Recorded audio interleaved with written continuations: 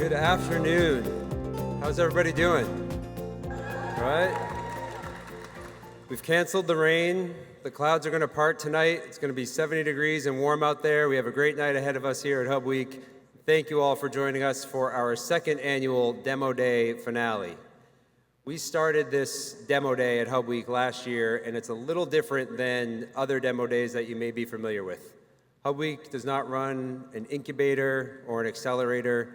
None of the companies you're going to hear from today, none of the companies that you saw in City Hall this afternoon have been working out of our offices or operating in stealth mode for the past year. The purpose of the HUBweek Demo Day is similar to the purpose of HUBweek overall. We are here to convene and celebrate the best, smartest, most interesting people and organizations from across our region, to connect them to each other and to connect them to all of you. This is an opportunity for us to look and celebrate the breadth and depth of talent and ideas and innovation that exists across Boston, Cambridge, Somerville, wherever, Framingham, all the way out to Western Mass exists in this state. And so it's really, to me anyway, a different kind of experience I have at this Demo Day than at others that I've been at. The companies certainly want to win. The pitches you're going to hear today are excellent. They are well rehearsed. These companies are incredible. But the measure of success is not who wins this pitch competition, who wins the peer prize or the audience prize that we'll announce later this afternoon. I think the measure of success is the 100 companies that we had in City Hall today, the thousands of people who passed through and got to learn something new or meet someone new or do something new as a result of all of these amazing companies coming together with us. The other reason I have a fondness for Demo Day, my name is Brendan. I'm the executive director of HUBweek. HUBweek itself is a startup. I started at HUBweek as employee number 1 just shy of 3 years ago. A year ago at this time, we were 4 people. Today, we're at least 12, doing the work of 24, and experiencing all of our own growing pains and challenges that go into building a startup from scratch.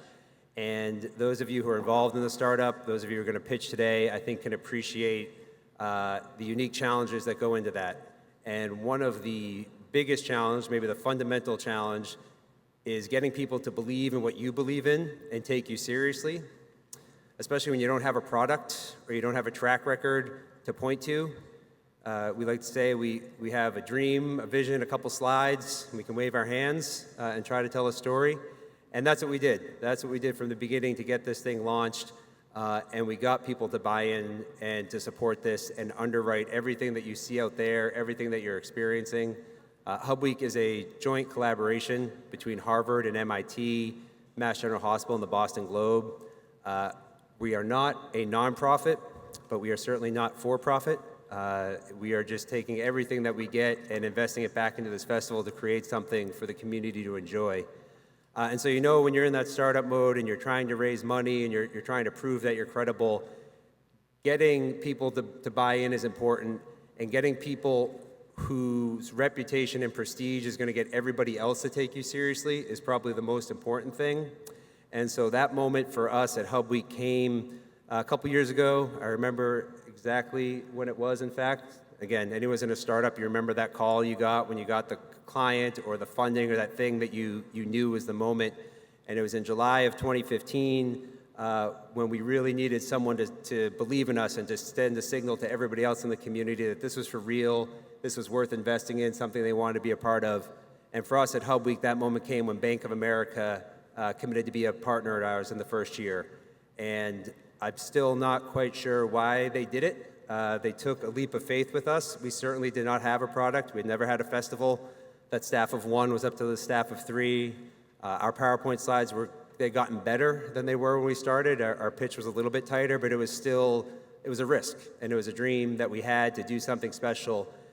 But from the moment that Bank of America signed on, I can tell you that the tone and tenor in every meeting we had after that changed, because we could point to somebody with their track record, their commitment to this community, having believed in us, and that got every other funder, sponsor we had to buy in came from that, and we used Bank of America as that example. So on a personal level, this Demo Day, which is presented by Bank of America, means a lot to those of us at HUBweek because we remember who was with us when this was a crazy idea.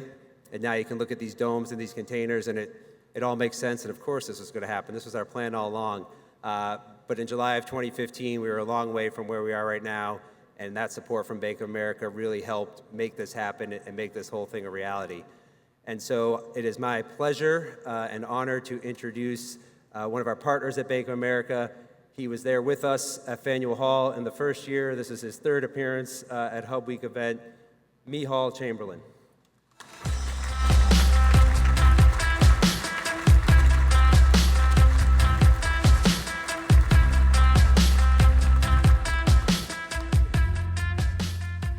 Thank you, Brendan, for that very kind introduction, and welcome everyone to this exciting session. I'm certainly really excited to see the companies that we're all going to get in front of us today and our panel.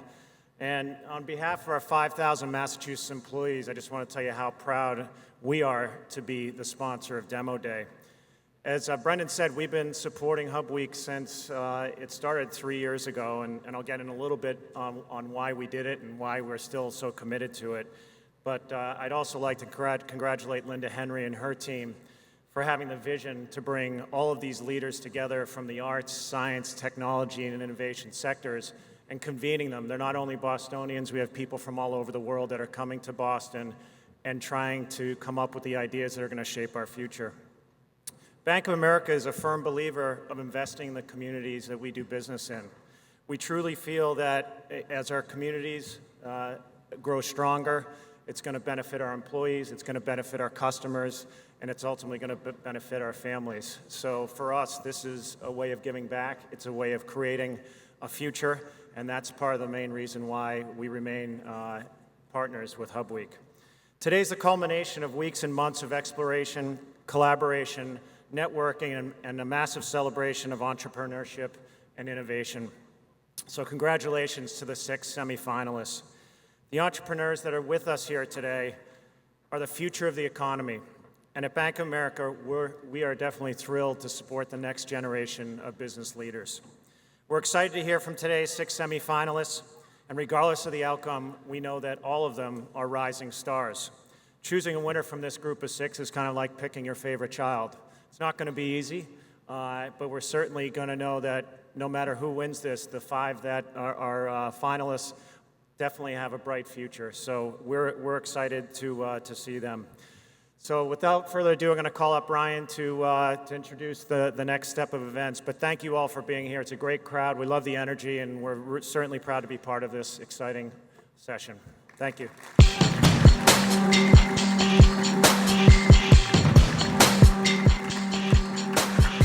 Please welcome to the stage, Ryan Ferguson.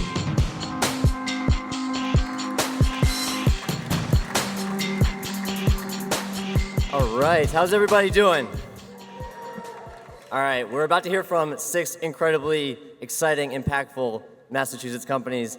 I needed some more enthusiasm. How's everybody doing? There we go. All right, so before we get started, a little bit of background about how we got here tonight. Back way earlier in the summer, we put out a call. We wanted to find Massachusetts' most impactful startups and have them as a part of our demo day. So we received over 250 applications. We narrowed that down to a list of 100 incredible startups who were showcasing earlier today in City Hall. If you were over there like I was, I know I was blown away by the talent that was in that room, the incredible ideas that all these entrepreneurs have come up with. From that group of 100, we selected 32 to compete in our pitch competition. At a semifinal event a couple months ago, that 32 was narrowed down to the 6 who you're going to hear from tonight. And to lead us through the evening, I have the pleasure to introduce our MC for the night. That is the former head of tech and innovation for the Commonwealth of Massachusetts and the current vice president of the University of Massachusetts, Katie Stebbins.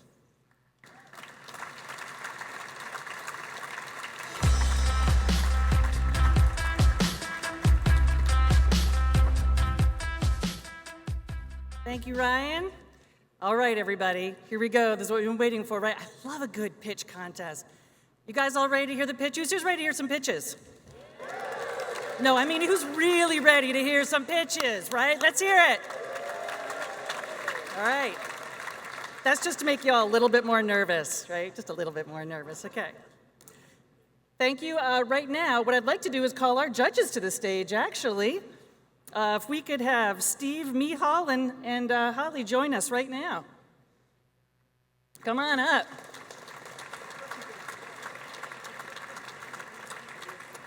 Come on up, all three of you. Then I'm going to introduce you to the audience. Can you have a seat right here? Go ahead and have a seat. You guys can relax a little bit while I'm introducing you. All right. So these are our three judges. The first one I'm going to introduce is Steve Paliuka. Steve, we're friends now. Steve is good, right? Okay, Steve.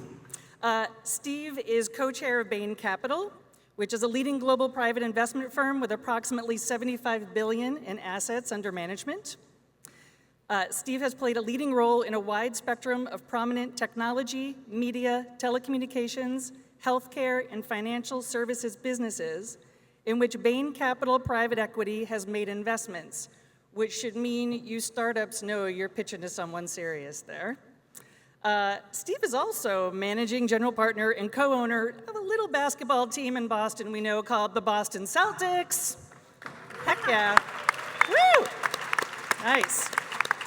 Thank you, Steve, for joining us today. Now I'd like to introduce someone who you already had a sneak peek of, Miceal Chamberlain, Market President of Bank of America. Miceal is Bank of America's leader for the Massachusetts market. He connects companies, investors, and individuals to Bank of America's banking and investment teams with the goal of deepening relationships and helping improve the financial lives of the bank's customers. I have to read this next sentence because it particularly hit home for me.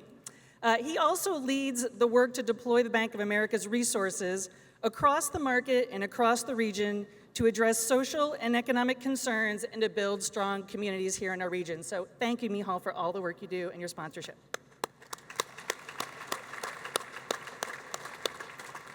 And last but not least, our woman on the panel and an alumni of Forbes 30 Under 30.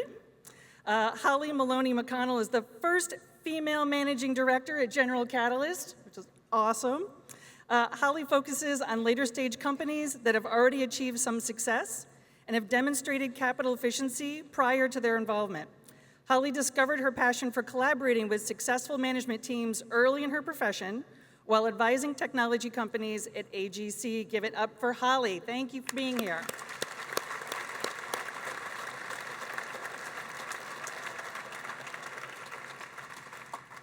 Wow, startups, you've got a serious panel here. You know, as my mom, when I was really nervous, used to say, in through the nose, out through the mouth, right? Just bring the heart rate down. I know you guys are gonna rock this. All right, so we have 6 companies that are gonna be pitching today for our judges. They have 5 minutes to pitch, and that'll be followed by 3 minutes of Q&A. Startups, you'll see the clock here, but I'll also be giving you some cues as well, all right? So, without further ado, we'd like to bring our first company up to the stage, Caroline.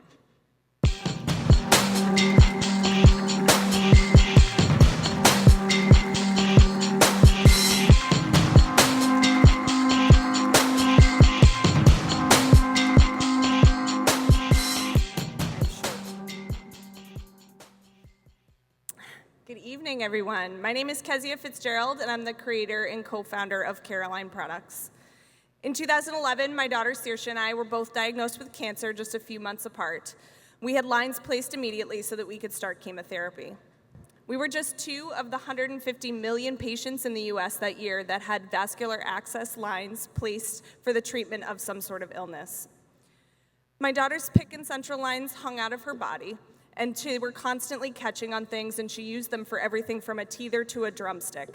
We quickly realized that the hospital solutions were not going to work for us. Currently, this is how hospitals are dealing with lines.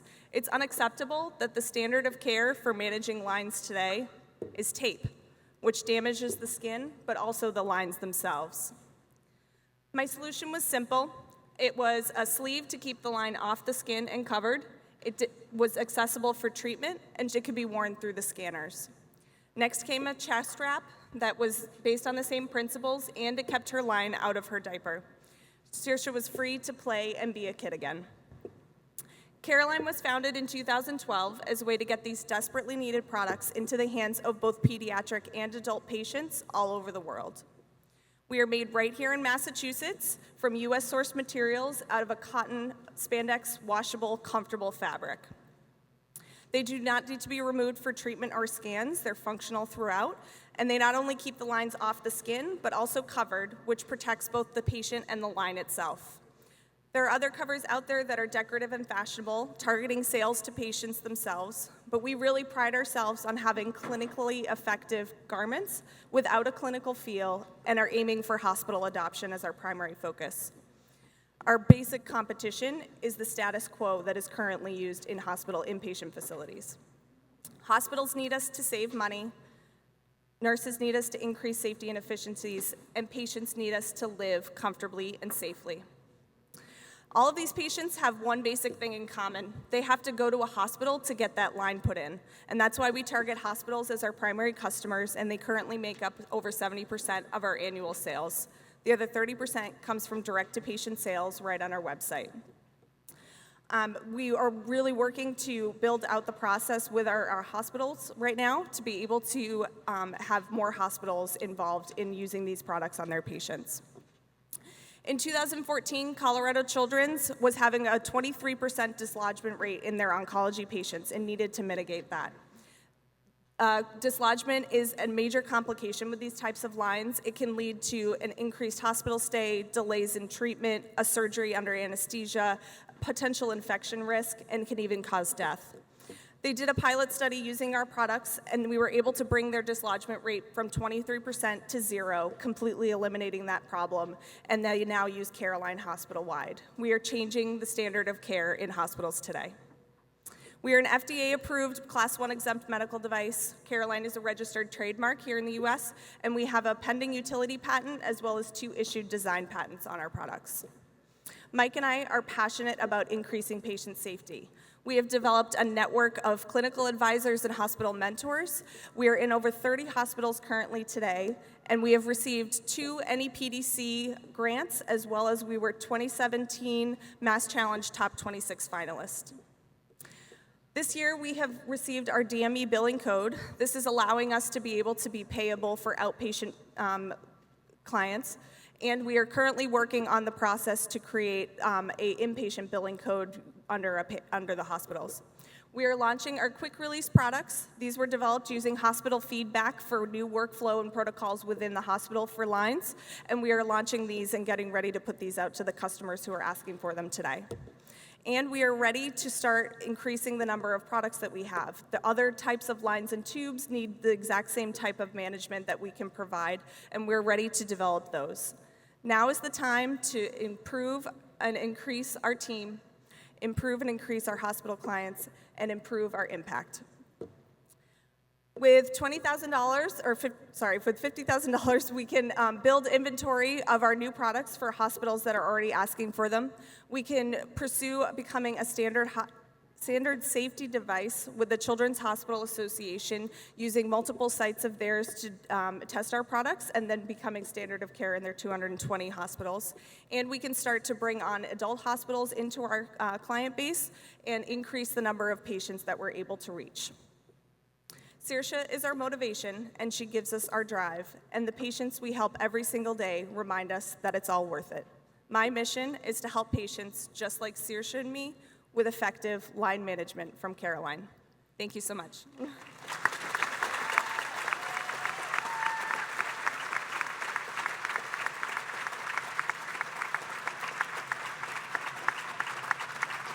All right, thank you, Caroline. Now, yes, Steve, your first question. So how are you getting the word out and marketing the product today?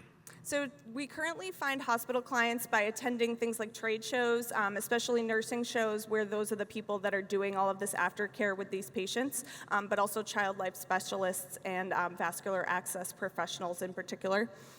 But our best advertising is actually the patients and nurses who currently use our products.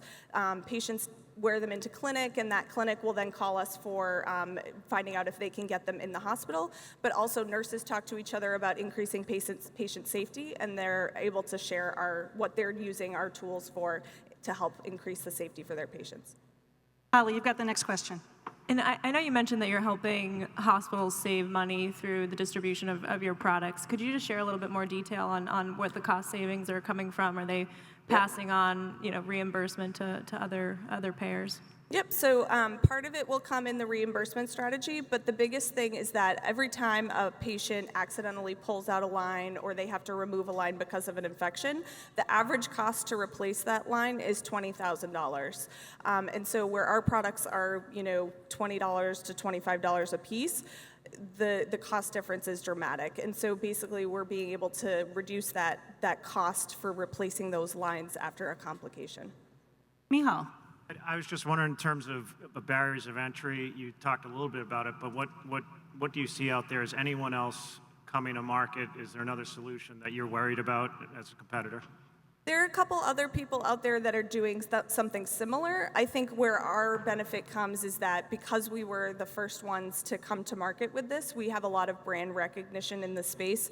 But in addition, we really focus on being clinically productive. And so rather than just being a fashionable cover or something that's going to hide the line, we want to be able to protect both the patient and that line itself to actually clinically study that piece of it. And so because we're working directly with the hospitals and really asking the hospitals what their exact needs are versus just what the patient's needs are as well, then we can actually fit both pieces and become a better model for that hospital for use. We've got 40 seconds left. Another short question for a short answer? The customer, the hospitals pay for the device, or is it reimbursed insurance-wise, or who? Yep, so currently hospitals are paying for it out of line item budget, and then we're working towards the payer status. Great. All set, judges? All right, thank you so much, Caroline. Thank you so much. Thank you.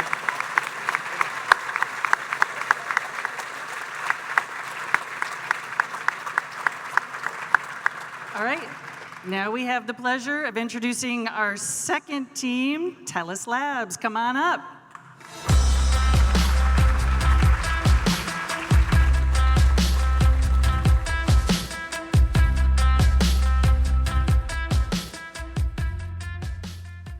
Hi, everybody. My name is David Potier, and I'm the CEO and co-founder of Tellus Labs. We're in the business of answering questions where if you're not looking from space, it's probably not worth asking them. It's a great time to be in the business of turning satellite imagery into answers. We're really living through an age of abundance when it comes to imagery of our planet. Here's our town yesterday. So it's a little hard to find us. This is the Earth from yesterday, and here's Boston in that clear spot.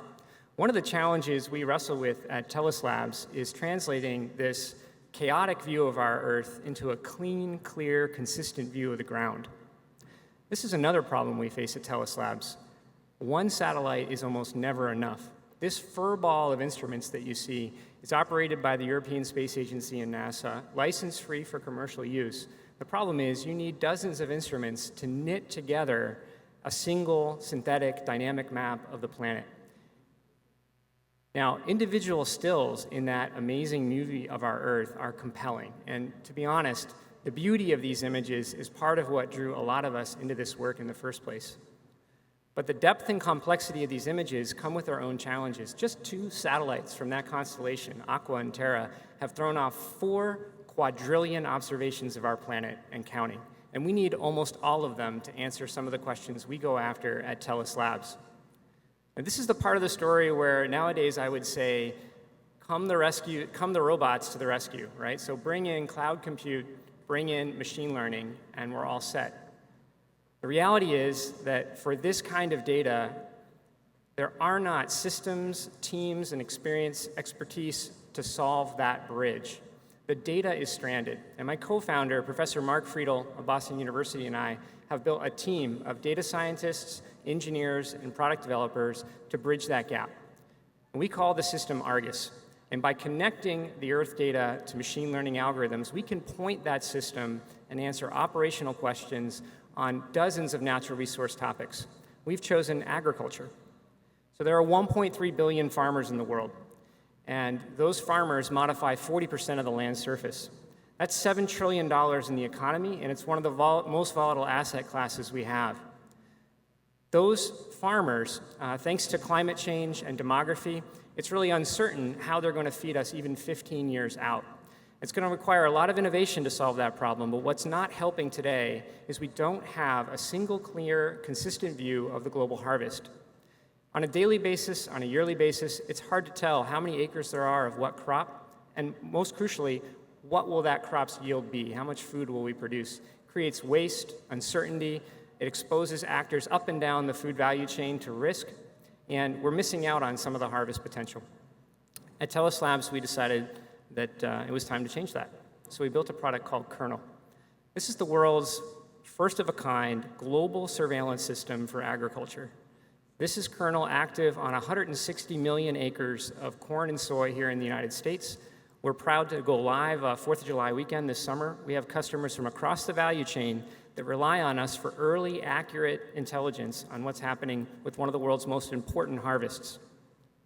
Now, our customers are a quirky bunch. Some of them look at us like Bloomberg for agriculture, and those are the traders. They care about dashboards like this. They need text alerts to see what's going to happen next from Tellus Labs with moments' notice. But other customers rely on the API itself. So those are the data scientists that support some of those same traders. Those folks are getting the ingredients that Tellus Labs is building, and they're surprising us with the kind of systems that they're constructing with our raw materials. You know, if I step back, I was just talking to Mark, my co-founder, mid-October, only a year ago today, we were furiously preparing for the Mass Challenge final round. We were proud to be a diamond winner for Mass Challenge, and within a few months of that, we closed our seed round. So as a company, we were only born about 8 months ago. It's been a busy 8 months for Mark and I. So we put a team together, and that team is based in Davis Square right here in Boston. We're proud to be here in Boston. We've built a machine, a platform. We call it Argus. And it helps at terabyte scale connect Earth data to real answers to people who have real challenges here on the ground. We've built an app on top of that platform. We call it Kernel. We've brought a customer cohort on that we're really proud of. And we're just preparing right now. The team is looking at South America as I speak, and we're about ready to double the size of the data that's inside Kernel and turn this on for global agricultural surveillance everywhere. And don't forget, this is the first act. We've got more apps to build at Tellus Labs. We're not sure whether those apps are going to focus on forestry, water, or energy systems, but what we know for sure is we're going to stay focused on problems where if you're not looking from space, you may as well not be looking. We are Tellus Labs, and that's our mission.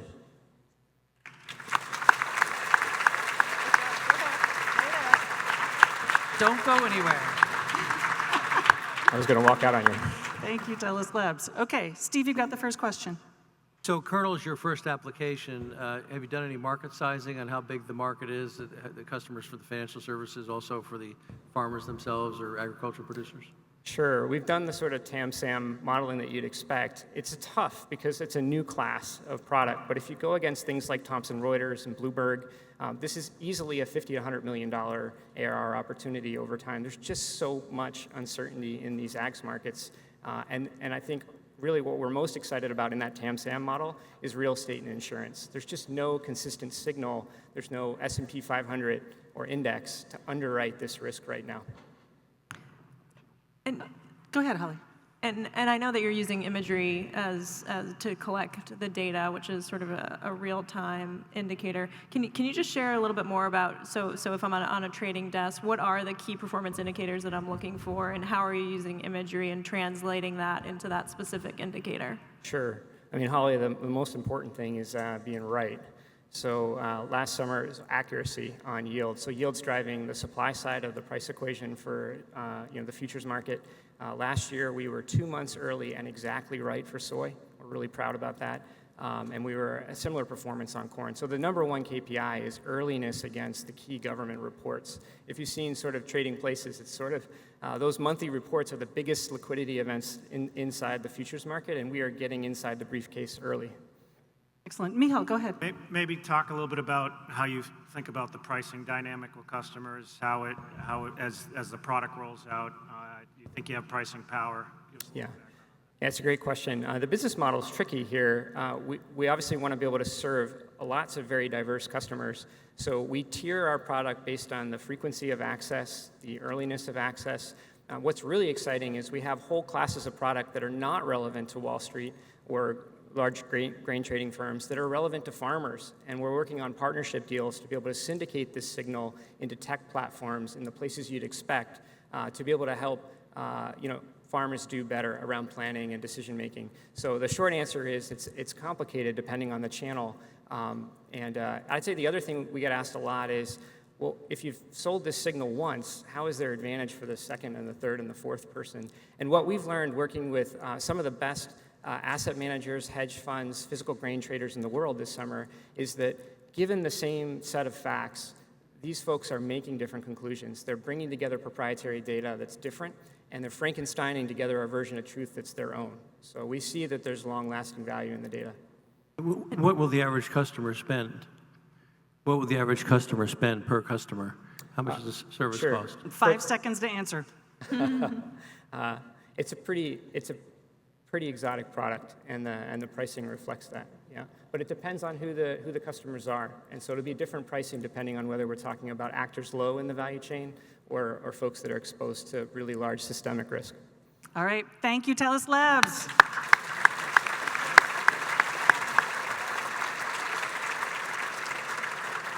All right, judges, ready for company number 3?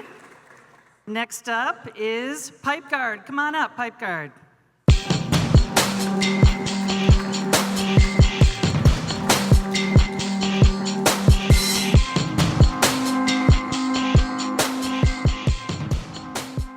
Hello, everyone. My name is Yu Wu. I'm a PhD at MIT and the founder of Pipeguard Robotics. Today, I'm going to tell you a story of water leaks. So every day, 20% of the clean water we produce in the world is lost due to leaks. Those leaks are either not found or found too late. A lot of those leaks, when they were found, they have already caused a sinkhole underneath the street and then do a lot of infrastructure damage. Those incidences cost about $200,000 each time, and the water companies pay for that. If we put that into the perspective of Boston, a close to 1 million population city, every year about $10 million of water is lost. They lost about $10 million of revenue every year due to water leaks. On top of that, they spend millions more to repair those leaks and pay for the property damage. Give me 3 years, I can help them reduce all these numbers by half. How do I do that? So part of my MIT work was to invent this little robot. We call it Robot Daisy, and you can find leaks inside the water pipe. You can find leaks early. So in my pocket is one of my smaller Robot Daisy. This little robot with a blue fin in the back can travel inside the water pipe and find leaks. When it was running through the pipe and it goes past the location of the leak, the water that's escaping from the water leak will generate a suction force and pull on this blue fin. So with that, the robot can know that there is a leak. So this particular robot in my hand, I've taken it to Saudi Arabia and tried it. It found a leak. The way I was doing it there, I put this robot into the pipeline through a T-junction, which is pretty common as we have high hydrants. And this robot travels through the pipeline, it floats with the water, and it records its journey through the pipeline and where it saw leaks, as well as information of those leaks. And once it reaches another T-junction, which could be another hydrant, I capture it with a net. Then I download the information from the robot and create a map of leaks for the water companies. So this map of leak is so much better than state of art. I was also surprised when I saw the results. Here are some of the field test results we got from Saudi Arabia. So when we are talking about other technologies people use now to find leaks, they use acoustic sensors or pressure sensors. And those sensors, their result is dependent on the environment. In most cases, those sensors will tell you only location of the big leak in a range. For example, if we look at one of the bigger leak on the map, that's when the other technologies tell the leak, they tell you the leak is within this 100 feet range. When I use this robot in the field, I can find the leak within 1 feet of the actual location. Moreover, state-of-the-art technology, when they talk about finding leaks, they find big leaks that's losing more than 10 gallons of water per minute. That is twice as fast as you can shower. With this robot, I can tell leaks consistently, those leaks that's as small as losing about 1 gallon of water per minute. So it's 10 times better than a state of art. What that means is we can tell leaks when they are small instead of when they have already grown into a catastrophic event. This allows us, for example, to do inspection for the water company and then do it in the summer, make a plan for them, tell them, okay, I saw a small leak here, it may grow into a big leak, do this risk analysis for them, and tell them they have about this 8 months or some time to fix the leak before it does damage. So right now, we are in pilot stage. We are providing leak detection service to selected partner cities. And we do this to collect data as well as standardize the practice of using robots to find leaks. As we collect more data, we want to roll out this leak risk assessment system where we can provide a robot to the water companies that use it, and they use our cloud service to create this map of leaks, as well as the risk assessment of leaks to help them plan it out. This little robot is really a platform. Now it has the capability to do mapping as well as sensing of leaks. We can also include other things such as sensing lead in the water and other things on the robot. So right now we have completed one field test. We have three paid pilot tests going on right now, one in the state of Virginia, one in Mexico, and one in China. Those customers are the first one to jump on board, and they're paying us to help them find leaks early before they do damage. And that's what we do at Pipeguard Robotics. We find leaks, save water, and protect infrastructure. Thank you very much.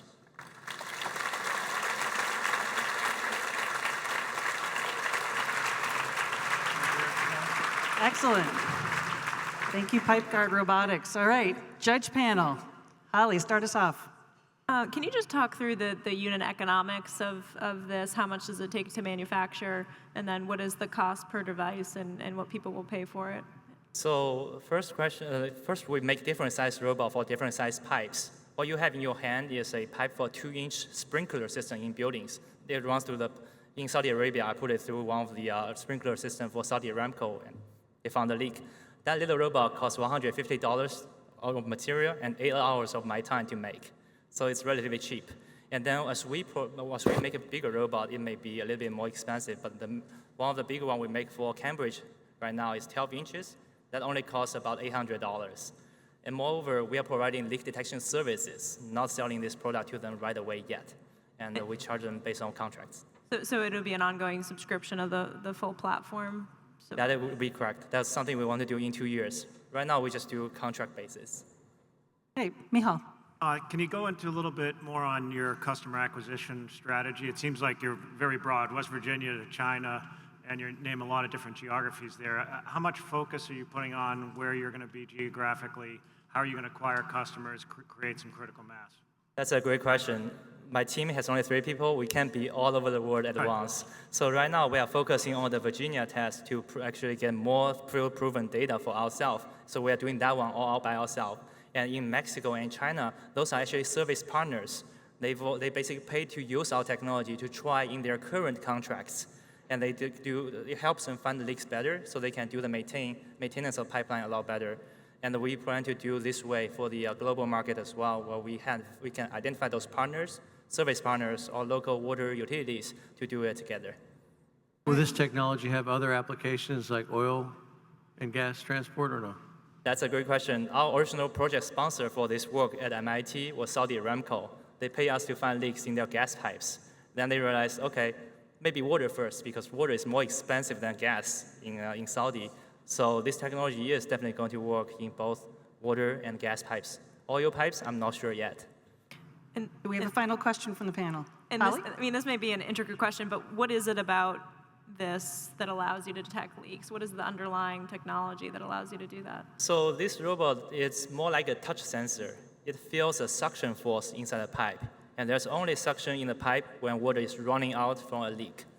That's an underlying technology. And is that patentable?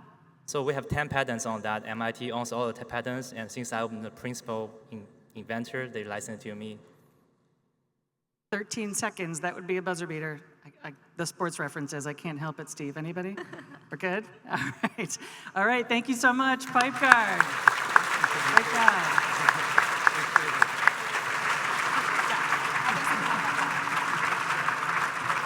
All right. Ready for our next company. The next one is the Best Bees Company. Come on up. Your clicker is right there.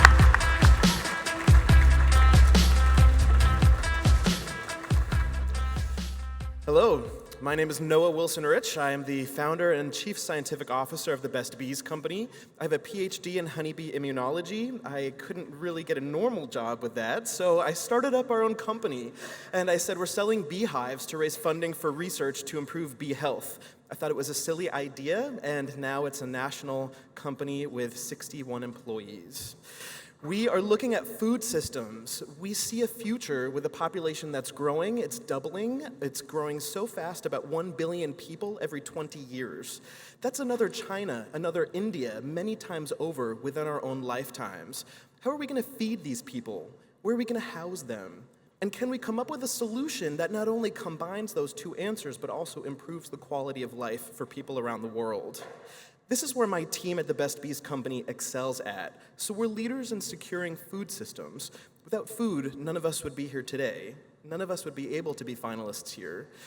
Food needs bees to pollinate, and we need food, and our bees are the best. So that's what we connect with you today. Now, we look at food systems from the pollinator perspective because of all the crops that we learned about with Tellus Lab and things that we're studying. Those crops, over 70 fruit and vegetable crops, rely on bees to visit flowers and to transport pollen to another flower to make a fruit. That's your lesson in biology here. I'll quiz you later. So this is an apple. We rely on bees to about $20 billion in the US annually, about $100 billion worldwide, relying on these little pollinators. So if we can focus on the pollinator food stability aspect, we can then secure food around the world and feed people. We don't just want to increase farmland activity, but we want to look at open spaces. Here in Boston, 63% of rooftops are abandoned, completely barren. We see a future where this cannot sustain, not only here in Boston, but around the world. We see more cities like on the right. And not just green rooftops, but we're working to do food-producing spaces. Why not feed people where we live, right? We have over 2.5 million beehives in the United States these days, and they're contributing to some crops like berries and almonds 100% of the pollination. Every time you eat an almond, it came from a honeybee touching it. Yet, bees are dying. You're familiar with this already. I take that for granted. The cost of almonds has doubled in the past 5 years, in part because the only thing that pollinates them are dying. However, in cities, right here in Boston, this is where bees are doing best. So urban beekeeping, this little thing that seems like a trad amongst a fad in Brooklyn with hipsters, it's actually better for bees. Urban beehives make more honey than beehives in the suburbs. 2 years ago at HUBweek, we partnered up with SUFA to debut the Smart Hive. That was featured today in Demo Day. You could fiddle with our data sensors to see the temperature and humidity from inside a beehive, and those bees can now text, email, or give a phone call to the beekeeper, whether it's the Best Bees Company here in Boston managing our bees in LA, or somebody in Russia with bees in Siberia. If you don't want to trek out in the winter, you can get a text that your bees are cold, and you can call them back and say, turn on the heat to save the bees. Right? We worked with NASA, DARPA, the MIT Media Lab to develop all these things. Honey DNA, we sequenced the genome of plant DNA in a little sample of honey. So you know what you're tasting, you know what's in your environment, and you know what you can plant more of to improve bee health. Anybody can benefit from these data. And right across the way with Commonwealth Kitchen today, you could even taste the genomes of Boston, which is linden honey. We work with the city of Boston to transform their abandoned land. So on one side here, you have vacant property, and on the other side, you have a vision of what we wanted to do about a year ago to turn these into small urban farms. And to date, we've transformed over 5 of them to what we call our Bee Sanctuary. It's part of our nonprofit research lab where we collect data from our client beehives, and then we report it in places like National Geographic. So keep an eye out for February 2018, where they're highlighting our urban beekeeping work in Boston. We've had great partners, like here at Fenway Farms. This is an amazing model. They've produced thousands of pounds of food on the rooftop of Fenway Park. We do this in 9 cities now, and our goal here today at HUBweek is to drive scale. We're already in 9 cities by bootstrapping. Imagine what we could do with some partners, right? We can make a real difference. These are some of our clients. Again, 9 cities, we cover 16 states. We hire local beekeepers, local students to train them on how to grow food within their communities. And these are paying clients, so we are a profitable business already, even without any investor support. Thank you so much. The best bees. All right. Excellent. Judges, we have our questions ready. Who'd like to go first? Holly, go ahead. I mean, you have a really impressive list of customers. They're also a really diverse set of customers. So who is your buyer, and how do they think about that purchase decision? Yeah, it's great. So we've learned that we really have two different types of buyers. One is a homeowner who might have a garden, maybe a garden club member. I'm on a national speaking tour list with the Garden Clubs of America. That's one of the ways we've helped to drive scale, along with a book tour with Princeton University Press, my publisher. So as they paid to fly me out, we hire new people and we increase our marketing presence there. Commercial real estate is the other big client of ours. It is so competitive for commercial real estate companies that we have an exclusivity deal with one, Beacon Capital Partners. They've been amazing. We are their beekeepers. We cannot work with their competitors, and they've been very generous in support of that. So I'm sure this company's causing quite a buzz. Just have fun with it. Couldn't help yourself. But what about safety issues? Yes. How do you ensure, are you free from safety issues, or what are the issues with protecting people who are?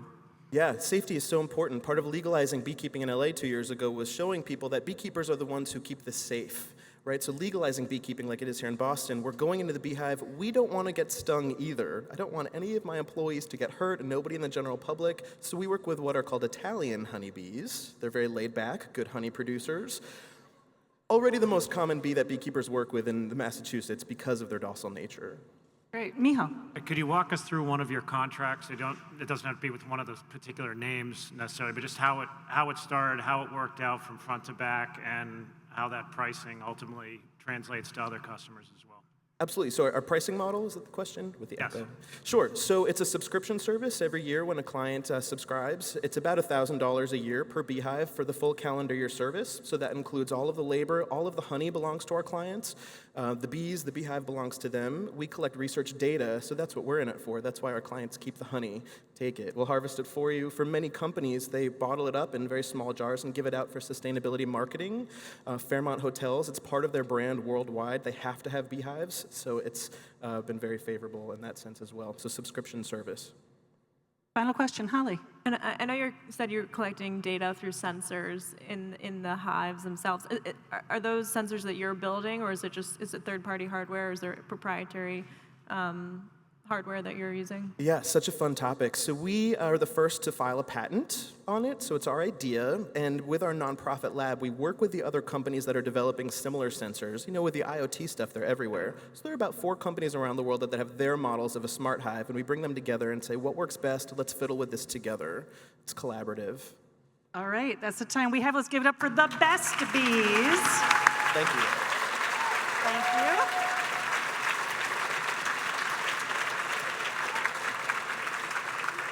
All right, judges, we're making our way through. Next up to stage, we'd like to welcome Twiage. Come on up.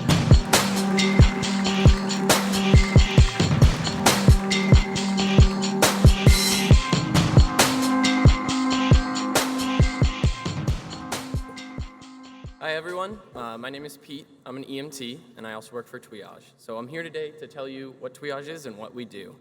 Every year, 19 million Americans will need an ambulance to take them to the hospital. That's about an ambulance every second. And for those patients with life-threatening emergencies, every second counts. Believe it or not, we're in the 21st century, and radios are still the current standard of communication between an ambulance and the hospital nationwide.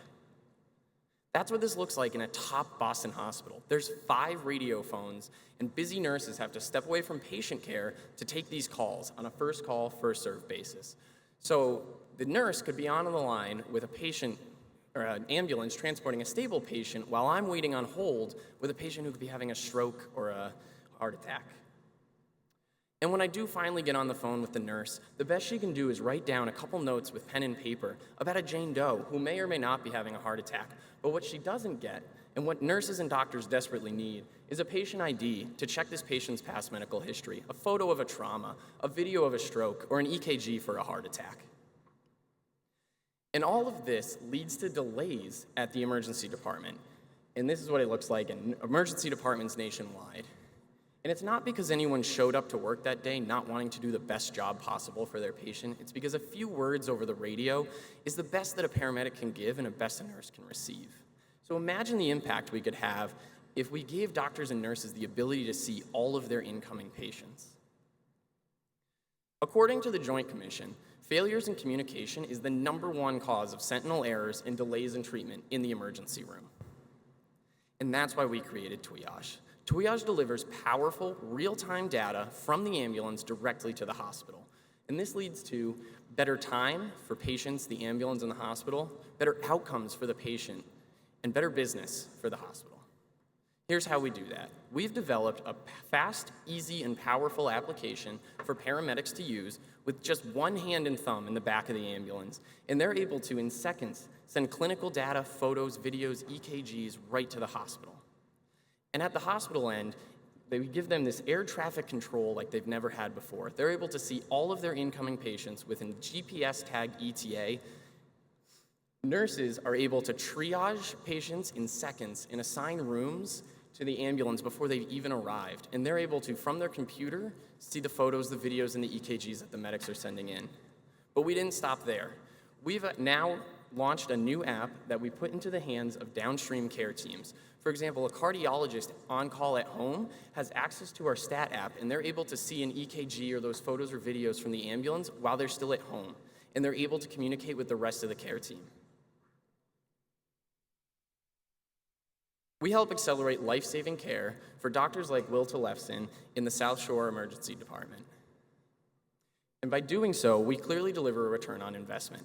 In a 3-hospital study, Twiage was able to save 14 minutes per patient, which led to 30% faster door-to-room times. And by doing so, that faster and better care led to an increase in ambulance referral and grew that hospital's revenue by $3.6 million. We're currently used in 18 hospitals nationwide by over 90 EMS agencies, and that number is not actually accurate. I got back last Thursday from Indiana, and it's now about 6 more. And our EMS partners transport about 6,000 patients a month, and between us, our 911 partners, and the hospitals we work with, we cover about 5 million lives. And some of our healthcare systems we partner with are some of the largest in the country. We've received Digital Innovation Awards from the American Medical Association, the American Heart and Stroke Association, and the Cleveland Clinic. But it all starts here. We're still relying on 100-year-old technology to transmit information about some of the most crucial patients. Twiage is revolutionizing emergency response and saving lives. Help us bring Twiage to your community. Thank you.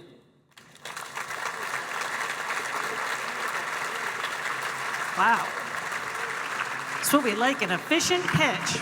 Nice, Twiage. All right, judges, who's our first question? Steve. So companies like Zoll and Physio Control, now owned by Stryker, are increasingly developing equipment that automatically transmits the data to the hospital emergency rooms. Is that a threat to this business, or does it work with the business? Yeah, that's a great question. So they're not really a direct competitor. They're sending more specialized data off of specialized devices. What we're allowing the EMTs and paramedics to do is send data about every patient they're transporting. From the routine, the slips and falls, all the way up to the STEMIs. They're able to send that full comprehensive suite of data forward to the hospital. Okay. Miceal. How challenging is it to integrate into the hospital, what the hospitals already have in terms of their technology platforms? Is that a barrier to entry if they've already started to go more digital than others? So right now, there's already radio infrastructure in place, but every hospital has computers and speakers set up already, so there's actually no physical infrastructure needed to be purchased by the hospital. Once they have the product purchased, we actually can install it directly onto their desktop, and it's actually just a web page that they navigate to on their secure station. Excellent. Holly. And I mean, obviously, patient data information is a really sensitive topic. How are you ensuring privacy and that that data is safely transmitted and that the right people are accessing the data? So we log every keystroke on our website. So you can only log in if you've been given a username by a hospital that's using the product, and then we log every keystroke from there down. And then on the EMS side, the app is actually audited by a third party every year to make sure it's HIPAA compliant. So when you take a photo, we give the EMTs a 60-second preview, because if they put the phone down to go back to patient care, we don't want it there when they come back. They shouldn't have to worry about that.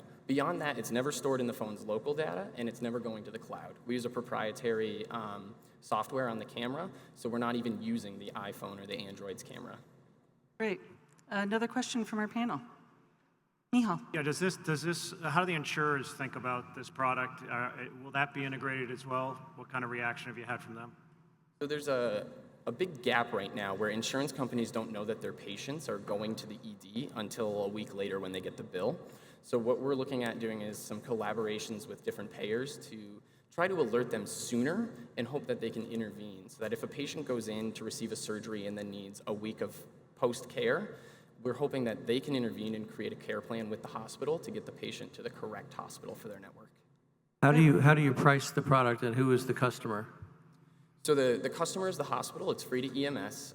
Our contracts range from 30 to about 50,000. It depends on ED volume and then the number of beds in the hospital. Is that annually or monthly? Annually. That's per seat, or is it per unit, or how much? Yep. So they buy access to the dashboard and the suite of apps that come with it, and then they can have as many users as they want. All right, excellent. Let's give it up for Twiage. Thank you.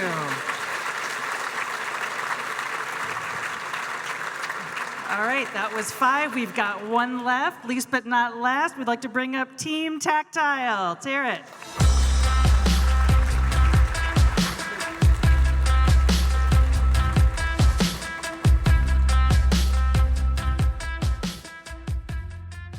Hello everyone, I'm Jessica, and I'm very excited to present Tactile, a real-time text-to-Braille converter. Meet our mentor, Paul. Paul works at MIT as the co-director of government and community relations, and he lost his vision when he was just 3 years old. When Paul was growing up, he didn't have the same access to textbooks as his fellow classmates. This is because less than 1% of all texts have Braille translations, and this fact is still true today. Braille is expensive, it takes a long time to produce, and it's very bulky. For example, the Bible in print is a compact book, but in Braille, it's over 20 volumes. It requires a bookshelf all on its own. For these reasons, Braille books are not very accessible. However, reading Braille is a very critical skill to have. When we look at the employment numbers for those who are visually impaired, only 26% are employed. And of those who are employed, over 90% can read and write Braille. There are apps out there that can convert text to audio. However, audio does not equal literacy. Being literate is the ability to read and write independently. And there is no Braille equivalent for that, for those who are visually impaired. There are also existing devices that can transcribe electronic documents. These devices require you to enter electronic versions on a SD card inserted into the device before you can read them. You can imagine this includes a lot of information out there that you can't easily get Word or PDF versions of, such as menus, pamphlets, or receipts. So this is why our team introduces Tactile, the first real-time text-to-Braille converter. Tactile is a device that allows users to scan any printed text and immediately get that information back in Braille. Tactile is composed of a scanner on the bottom and a refreshable Braille display on top. For example, a user will be able to open up to any page in a textbook, scan that page, and immediately get that information in Braille. Tactile provides Braille on demand, which in turn leads to increased employability as well as independence in everyday life. We can help the 39 million blind individuals in the world. But first, we will start by partnering with the 100+ public academic institutions in the United States, such as schools, libraries, and universities, to distribute this to the students who need them the most. Our team is composed of MIT engineers from various disciplines. We are passionate about applying our engineering skills to tackle challenging problems. We have partners in academia and industry, as well as strong ties to key leaders in the visually impaired community. Tactile is patent pending and has been featured by many notable media outlets, such as MIT Technology Review, Mashable, Foreign Policy, Microsoft Stories, and Forbes magazine. Tactile is here to make a difference. This opens up the world, really. What limitation is there if you have a device that will transcribe any document into Braille? Suddenly, the library is open. We're really excited about the direction that Tactile is headed towards, and we hope you can share our enthusiasm. Thank you.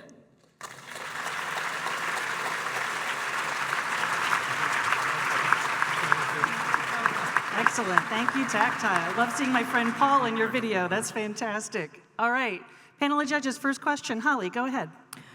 So do you have a digital strategy as well? So when you're converting the textbook to Braille, can it also be digitized or sort of verbally consumed as well? So when the user scans the page, it's stored locally on the device. And we're also having Bluetooth capabilities where you can send that digital copy to your phone and then later to your computer if you want to ever access that information again. Excellent. Miceal. Can you talk about pricing for the product and how you envision rolling it out to all the consumers? You identified a big market, obviously. I'm just wondering how you're thinking on pricing and reaching different areas of the market. Yeah, so we're hoping to sell this device for less than $500, and that's a magnitude less than these current devices that only do electronic documents, which are $3,000 plus. And because a lot of the people who will be buying it are schools and libraries, they only have a certain amount of money set aside. So this way, with our lower price point, they'll be able to get this device to more students without having to share, 10 students one device. And do you have patents on the product? And also, how will you manufacture the product? Where will that come from to make that low-cost product for that price point? Yeah. So in terms of the patent we have is on the whole integration of text to Braille scanning. But we also have a patent on the actual Braille actuation mechanism, the technology that makes the pin move. And that's actually what's causing the high price point in these current devices. So what we're working on is developing a new and cheap method of manufacturing linear actuation, and we're looking to work with manufacturers right now to produce our current design. Excellent. Another question, Holly. And what is the cost to manufacture? The cost to manufacture will be around $200. Okay. Another question from the panel? We're good. Okay. Thank you so much, Tactile.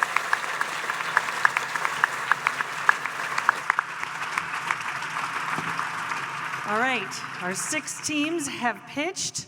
I'm going to ceremoniously collect your sheets here, so any final moments we have? All right.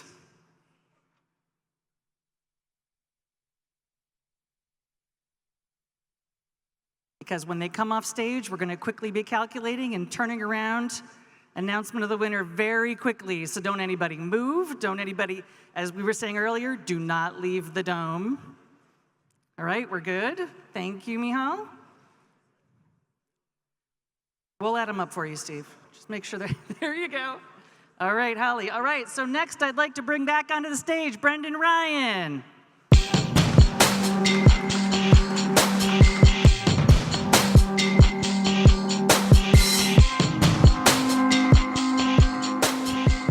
Thank you, Katie. It's my job to dismiss our illustrious judges so that they can go do the final scoring, wait backstage, make sure we get it right, and then come back up. I don't know how I'm ever in the position to tell these people what to do, but they listened, so there we go. All right, so my job is to give us about 3 minutes while we wait to get the final tally and make the award tonight.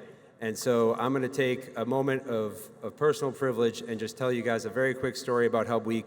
Ryan, if you could put that first image up on the screen that we loaded in the back. So what you're looking at here, you have to tilt your head this way. This is the first drawing of the hub that was produced in January by my colleague Leonie Bradbury, who I wish was in here to celebrate, but she's probably out there dealing with 8 artists, 12 exhibitors, and a silent disco. So Leonie came up with this concept on a napkin, and thought about what we could do, and we had to put it pen to paper. Like I talked about earlier, we're selling a dream and needed something to show people. So those are 3 domes. Those are the shipping containers. Our original idea was to try to do this in a parking lot in the seaport. And this drawing and piece of paper carried us for several months to try to get people to buy in. And then we thought we needed something better. We needed something more compelling. So we hired an artist, asked them to use their creativity and give us something that we could really sell. So they came up with this drawing right here. And Ryan, if you show the next drawing too. We'll wait on the next drawing when it comes up. So this is what they came up with. And this was, I think, in March where we had these. And Leonie came back, Liz, our marketing director, head of communications, OG HUBweek, and they show us this, and we're really excited, and my response was, this is great, but no way can we use this. It is way too cool. It's gonna get people's hopes up way too high. We're never gonna get anything anywhere close to this. Like, this is awesome, but we're overselling it. So we gotta scale it back, under-deliver, over-promise being the mantra at HUBweek. And so over their objections, we took this off, and I was really excited about what we were doing this year, but I firmly 100% believed nowhere close. You will notice this looks remarkably similar to what's outside in the hub right now. Point being, Liz and Leonie are usually right, and I should listen to them more often than I do, which is a lot. So this is where we were, and from here we went through months. I don't even know how many meetings with our planning partners at CBT, with partners from MLA, Studio MLA and Sasaki Architects, the construction company Lee Kennedy, without whom none of this would have been built. Let's say Saturday? 10 days ago, Thursday night, it's about 10 p.m. The cranes are supposed to come in Friday at 4 a.m. to start moving shipping containers and build things. And we find out that there's a piece of structural information that we were unaware of concerning the subway tunnels that run underneath us. And yes, and the first criteria of success for the hub this year is that it not collapse into the subway. So when they tell us that, we have to come up with a solution. And the problem was that the crane that we thought we were going to use weighed 180,000 pounds instead of 140,000 pounds, putting it over the safe weight limit that could go over the tunnels. And so at 10 o'clock at night, the third colleague call mentioned, Alex Richmond, who oversaw the entire construction process, sitting out there on his cell phone, on a conference call on speakerphone, like a crazy person in the middle of the plaza, with a bunch of structural engineers, our planning partners from CBT, the construction guys from Lee Kennedy, who've all stepped away from their dinner. Most of their families waiting in the background. Alex has I think now just 11-month-old baby at home, waiting for him to come home, trying to figure out how to solve this. And that process, that was an example of what happened time and time again for the past year to try to make this drawing a reality. And then if you look at this right here is the final rendering that CBT did for us just before we went live. Some of you may have seen this. This was our last marketing push.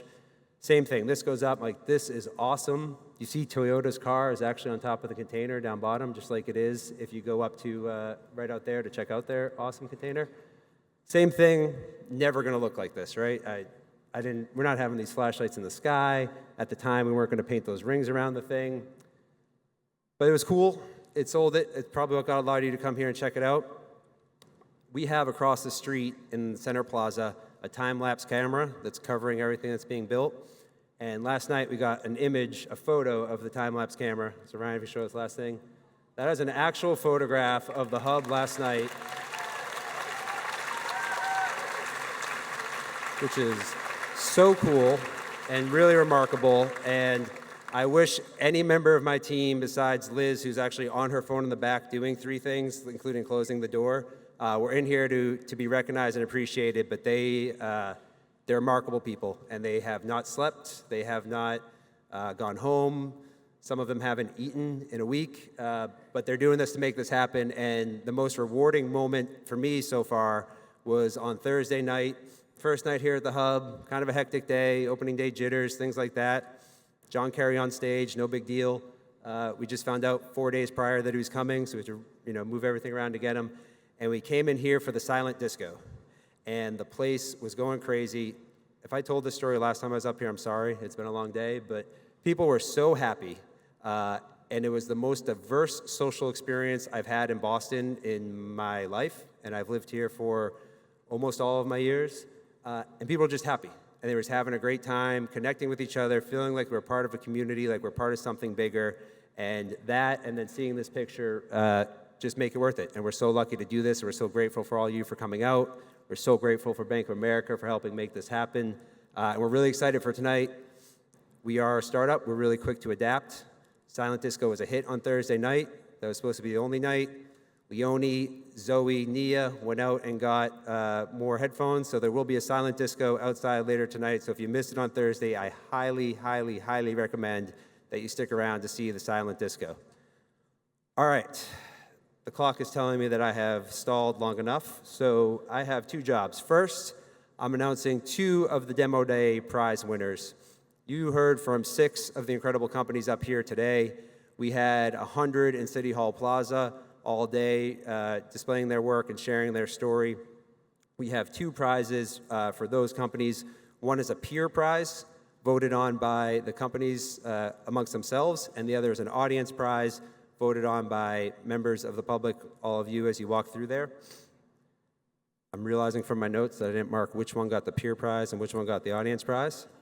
But they both win, besides our respect and undying love, a MacBook Pro computer, which as a leader of a small startup, I can tell you how important MacBook Pro computers are. Not to pick on Liz, but she's on her 3rd one of the year so far, so they add to cost. The first company was Biobot Labs, who, yeah, especially when you hear what they do. They are working to help governments address the opioid crisis by giving them the tools to analyze sewage, to use data analysis to figure out where the concentration of addiction is and how it can best be treated. I believe they won the audience prize. The peer prize went to Open Biome, which is a, thank you.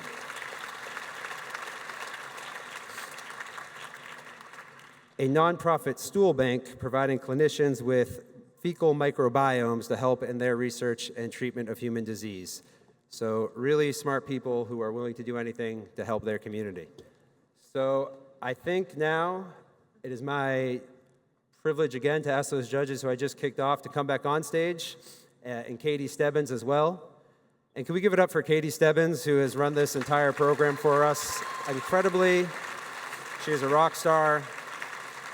She's probably going to be governor someday, so we should all be nice to her. Thank you very much, Katie. Thank you, judges. We look forward to hearing the winners. All right, the moment we've been waiting for. Before we get into the big nail biter here, I just have to take a moment and once again thank our judges. This is really great work they came out and do. So Holly, Steve, Miceal, thank you so much today for coming out.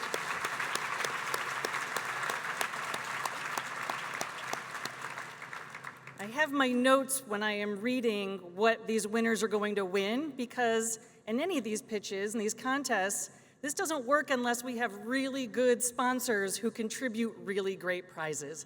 And I want to make sure that's all clear, okay? So I'm going to name our runner-up. I'm going to ask them to stand in their place in the audience, and we're going to give them a huge ovation.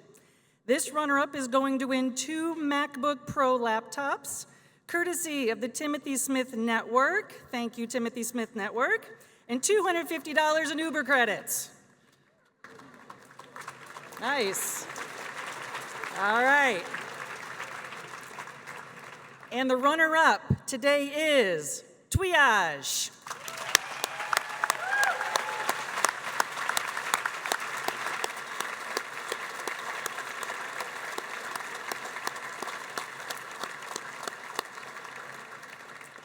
All right, our grand prize. Now, this is a pretty big prize package, so just bear with me while I read this, okay? Also, $250 in Uber credits. Who doesn't need those? Analog Garage is also going to customize an engineering consultation session with technical experts at Analog Devices. I love Analog Devices. Areas of expertise at the garage include ruggedized electronics, micro-scale packaging, AI and machine learning science, ultra-low power systems, sensors, and signal processing. Thank you, Analog Devices. Also, one spot, or we'll clap at the very end for the whole thing, okay? This is a big one. One spot in MIT Sloan School of Management's annual Entrepreneurship Development Program, which is an intensive boot camp style course led by Bill Aulette, Managing Director of the Martin Trust Center for Entrepreneurship at MIT.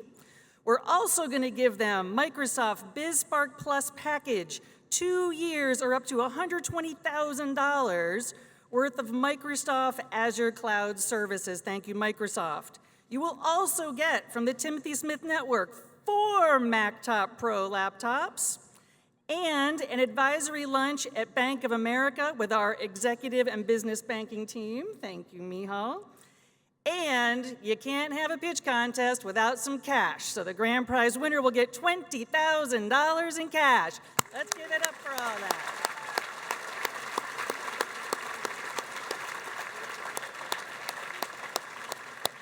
Whew. It's getting hot up here, man. Okay. All right, everybody. And the grand prize today of Demo Day for HUBweek is Pipeguard Robotics. Come on up. Judges, join me on stage.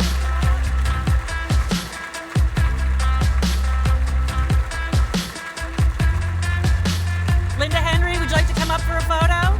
Come on up for the photo, yeah.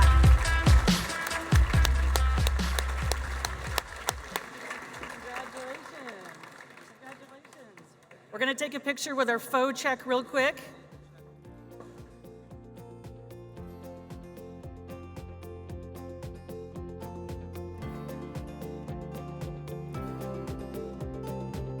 Thank you, everybody, so much for coming. Enjoy the rest of HUBweek. It is awesome. Thank you so much. We'll see you soon.